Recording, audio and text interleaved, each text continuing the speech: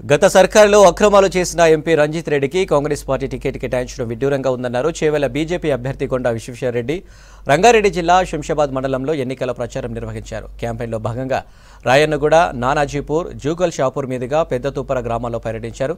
కార్యక్రమంలో బీజేపీ నేతలు, నాయకులు పాల్గొన్నారు.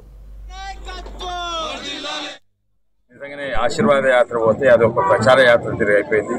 ఎక్కడ పోయినా జాయినింగ్ ఊరు నుంచి ఊరు పోతుంటే వాళ్ళు మీ ప్రచారం మీ ఆశీర్వాదం కాదు, మేము జాయినింగ్ చెప్పాలని ఇప్పటివరకు దాదాపు 10,000 మంది జాయిన్ అయ్యిండొచ్చు. రోజు 2-3 వేల మంది జాయిన్ అవుతూ ఉంటాం. అదే 70% టీఆర్ఎస్ వాళ్ళు కూడా 70% మాది ఓటేస్తున్నాం.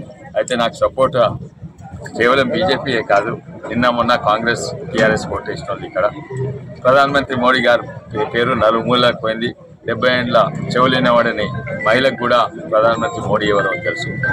ఇంకా ప్రత్యేకంగా ఈ నడుమ గ్రామీణ ప్రాంతాలు తిరుగుతుంటే చూస్తున్నది, గుహలల్లో హనుమంతుడు ఉంటే దాని ప్రభుత్వం ధరణి వాటిందో ఏం వాడిందో కానీ దాంట్లో పొక్కలు చేసి బాంబులు పెట్టి ఆ హనుమాన్ల గుడి పేల్చేసి అది రియల్ ఎస్టేట్గా ద వరల్డ్ ఏదో అని అది పెద్ద పెద్ద బిల్డింగ్లు కడుతున్నారు హనుమాన్ల గుడి పేల్చి.